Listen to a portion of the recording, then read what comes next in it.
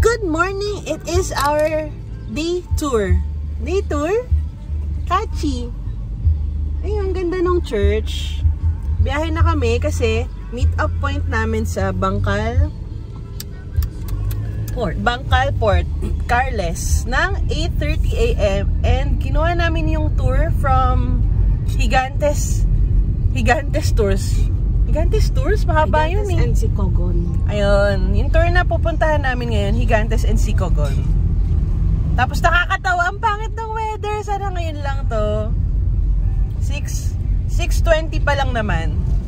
So, papunta na kami dun ngayon. Let's go!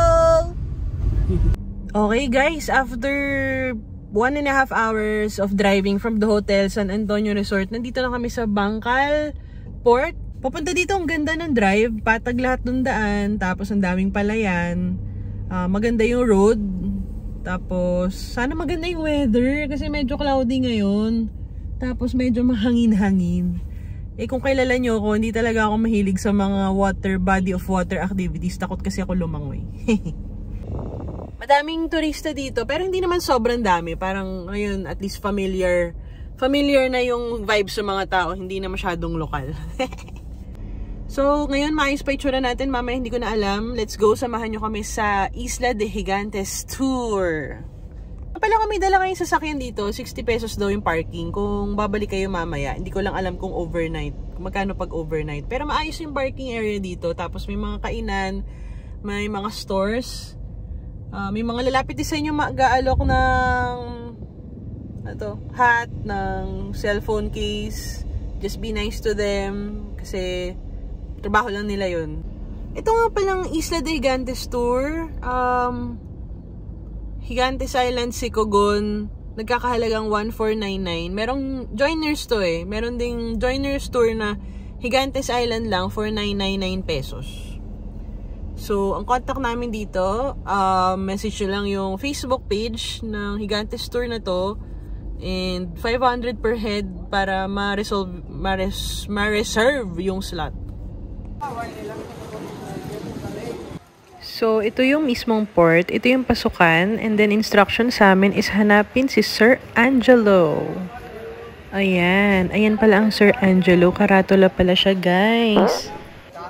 Ayan. So, after mong pumirma-pirma dyan, sasabihin sa'yo, mag-intay na lang ng tawag sa pangalan mo.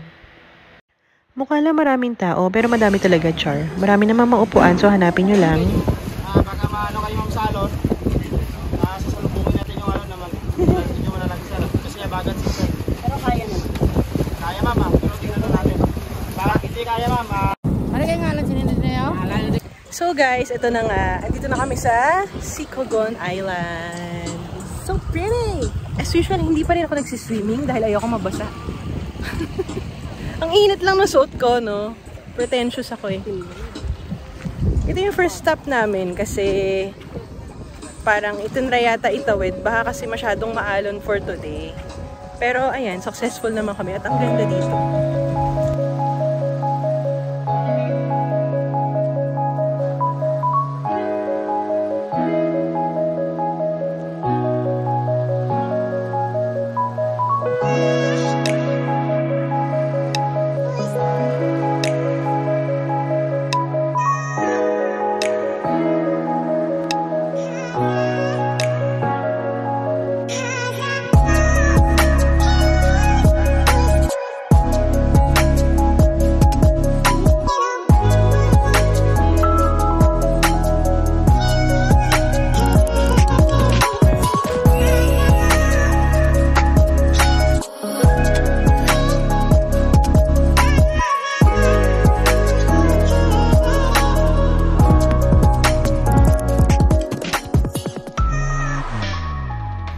Yun na nga, akala namin maganda yung panahon. Tignan nyo naman, no, maaraw-araw pa. Pero wait nyo lang.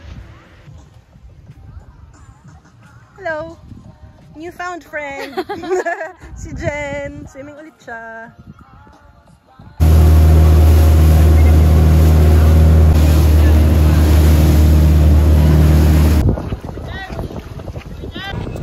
So, nandito naman tayo sa South Gigantes Island. Tayo magla-lunch dahil gutom na kami. Grabe yung ride kanina, ang alon. Natakot ako dun sa ride kanina, ang alon. Pero wala na lang kami nagawa. Kailangan lang kumalma.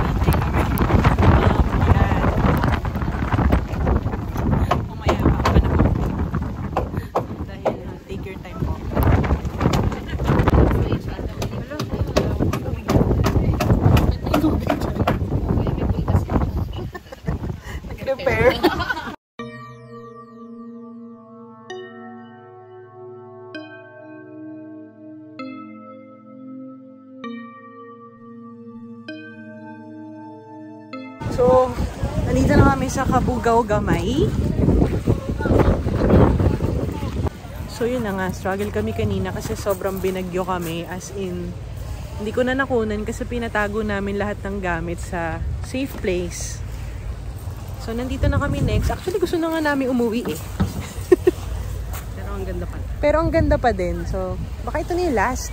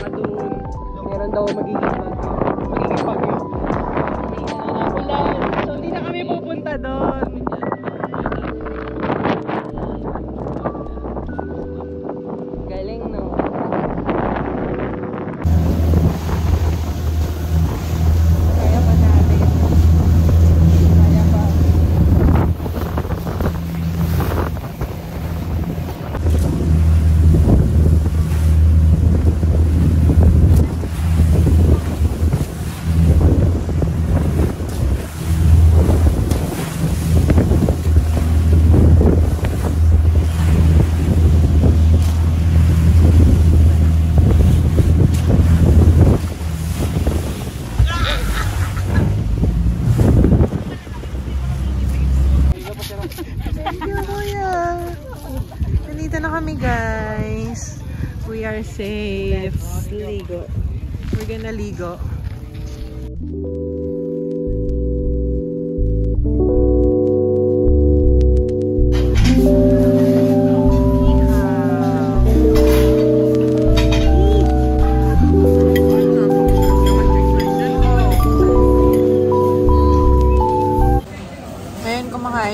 sa...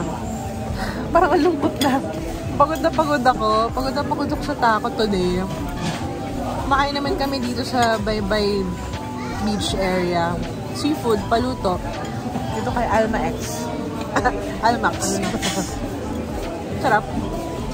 Ang sarap. Sabi niya, sakto lang daw. Pero ba't ako parang ang sarap-sarap? Hindi pa ako mahilig sa seafood niyan. Ito yung inihaw na pampano. Then toyo mansi with a little bit of chile. Oh, ito. Crab na? Yeah. The crab. Hindi na naman ako sa pagpo-focus. Walang mag-focus.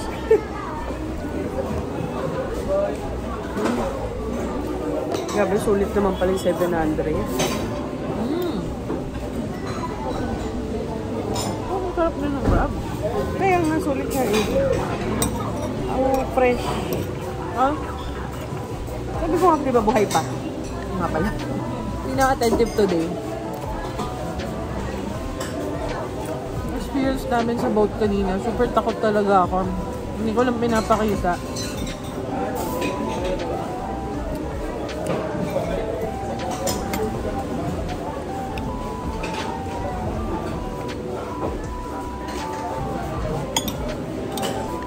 Samahan mo ng super lamig na Sprite.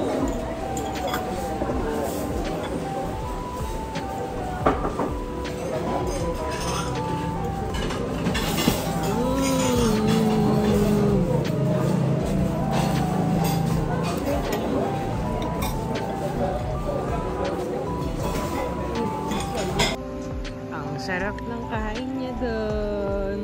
Guys, ang sarap kasi ng crab, pampano, and squid.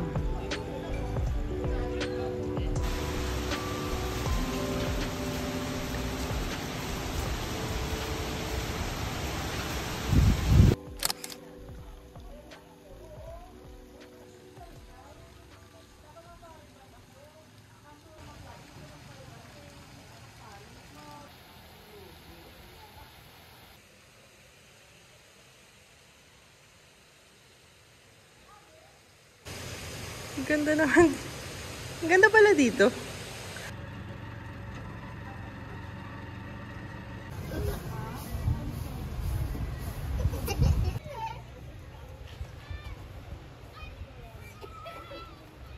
So, last meal na namin dito sa Rojas City.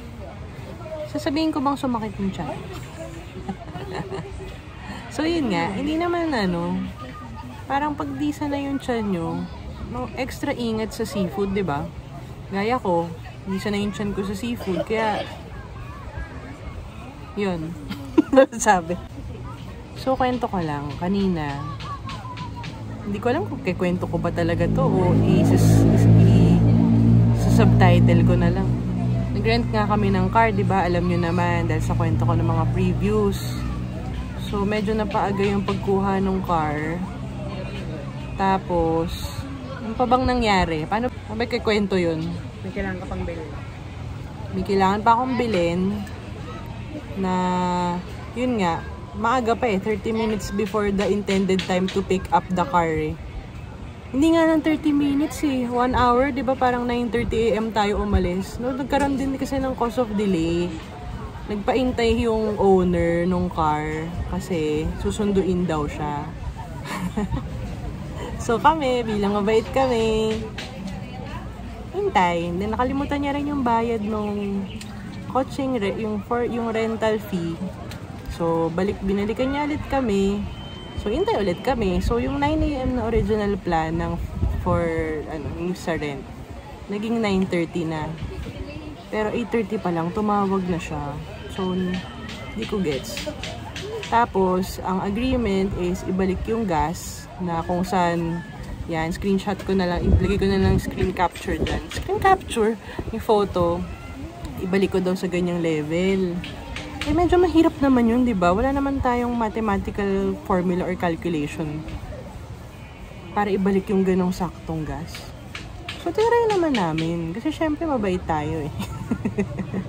Ito ba eh? Mabait tayo. Pero medyo kinapos. So, inabutan na lang namin siya ng cash. Kasi nuli ko lang agad yung kotse. Pero yun, that's disappointing. Lalo na sa customer na may kailangan ka pang bilhin. Papaat pa siya ng 1 hour. Tapos yun pa, actually, ganito kasi yun. Gusto ko kasi magpasama sa kanya. Hindi naman gusto eh. Parang she offered kasi na samahan niya ako. Bumili ng kung ano yung kailangan kong bilhin. And then, sabi pa niya, mag-i-incur ako ng additional 1 hour kasi 1 hour away daw yung public market dito. Totoo ba? Nasa gitna tayo ng wala ditong bilihan ng fruits. Konti lang naman kailangan ko, hindi isang bulto or wholesale. Yun, basta disappointing and sad, pero kailangan palampasin yung vibe. Ranting video pala to. Buti na lang maganda yung paligid. Ito yung nakapag-swimming dito. Yun nga pala yung mata ng giant. Ayun o. So ngayon, we ordered pork sinigang. Safe na, hindi na naka-seafood. 2 plain rice. Bago kami mag-check out. Nag-request kasi kami ng late check-out. 3 p.m. Pumayag naman sila, but for a fee of 600 pesos? 600? 200 per hour. Dito sa San Antonio Resort. Kasi yung flight namin, 5 p.m. pa. So, anong gagawin namin? Wala na. Kwentuhan muna tayo while waiting for the food. Habang nakikita nyo yung malaki kong mukha. Ang gusto ko dito sa Rojas City, ang lapit ng airport. 5 minutes away, 10 minutes away. Hindi nakakapagod yung biyahe. Ano naman ako makwento?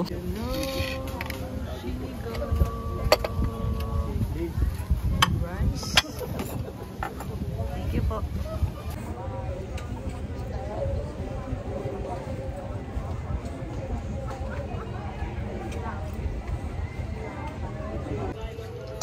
Oh. Ano bang problema? Sabihin mo sa akin. Bakit ka nalulungkot? Hi, dog. Dito kami kumain. Okay lang naman yung sinigang. Alam mo sinigang na hindi maasim? Anong tawag doon, nilaga? It's 150 and mag-aayos na kami.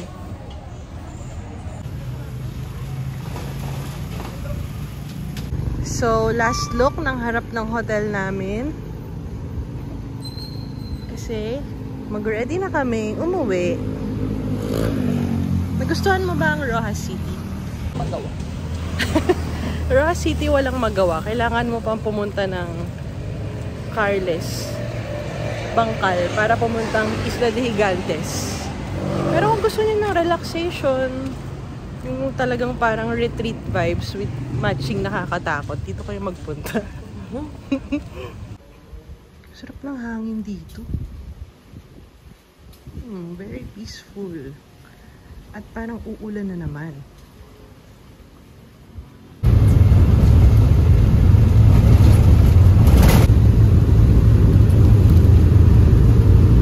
Rojas Airport.